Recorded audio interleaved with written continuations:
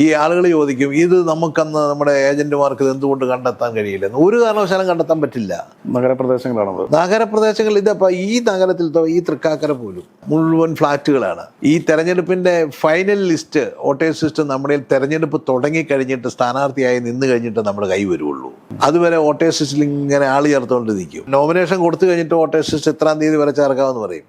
പക്ഷേ 90% അത് വരാറില്ല. പക്ഷെ ഒരു ഇലക്ഷൻ കമ്മീഷൻ തീരുമാനിച്ചാൽ അത് വരും. കാരണം അത് നിയമാനുസൃതമാണ്. കാരണം ഇത്രാം തീയതി വരെ ചേർക്കാൻ അനുമതിയുണ്ട്.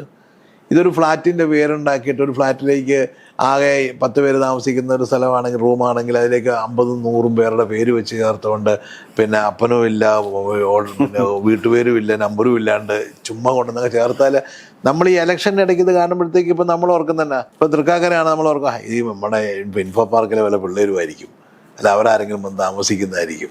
ഇതെല്ലാം നമ്മൾ പെട്ടെന്ന് വിചാരിക്കുന്നത്. അല്ലാതെ ഇത് മുഴുവൻ മാനിപ്പുലേറ്റഡ് ആണെന്ന് പെട്ടെന്ന് നമ്മുടെ ചിന്തയിലോട്ട് വരുന്നില്ലല്ലോ.